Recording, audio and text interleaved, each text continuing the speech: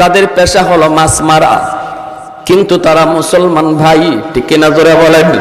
তার সাথে সম্পর্ক হলো আমার ইমানের সম্পর্ক, রক্তের সম্পর্ক নাই। আল্লাহ বলেন রক্তের সম্পর্কের দরকার নাই। যদি সে বলে আমি মুসলিম, তোমাকে বলতে হবে তুমি আমার ভাই। তাহলে মুসলমানের পরিবার রক্তের দ্বারা হয় না, ইমানের দ্বারা। জোরে বলেন, রক্তের দ্বারা না, ইমানের দ্বারা। অতএব ভাই, কে কোন দল করে, কে কোন গোষ্ঠীর, কে কোন বংশের, কে কোন বংশের, এগুলা মুসলমানের দেখার বিষয় নয়।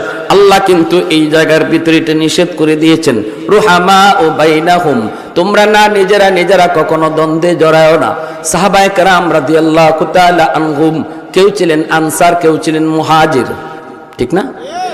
কিন্তু পরস্পরে ভাই ভাই ভাই ভাই হয়ে চলছেন। কোন এক যুদ্ধ থেকে ফেরার পথে হয়তো কেউ কারো সম্প্রদায়কে ডাক দিয়েছিল, একজন মুহাজির একজন আনসার, দুইজনে ঝগড়া হয়েছিল। আনসার আনসারদেরকে ডাক শুরু করলো, মুহাজির তিনি মুহাজিরদেরকে ডাক শুরু করলেন।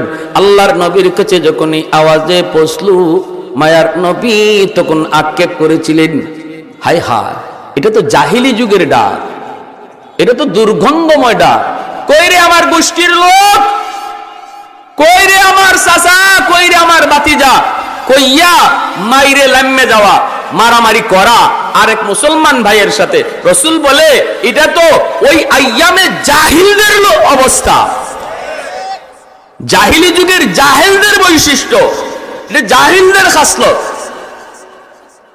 আমাদের মধ্যে কেউ যদি মনে করি সে ফিশারম্যান আর আমি নন ফিশার, রাসূল বলেন এই ধরনের তফাৎ আর পার্থক্য যারাই তৈরি করবে এরা নবীর পরিচয়ে পরিচিত না, এরা জাহিলি যুগের জাহিলদের পরিচয়ে পরিচিত।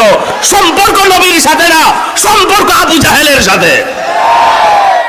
সাবধান, ভালো করে শুনো। আল্লাহ বলে দিয়েছেন যখন নিজেরা নিজেরা তোমরা ঝগড়ায় লিপ্ত হবা, তখন যেখানে ঝগড়া করার কথা সেখানে ঝগড়া ভুলে যাবা।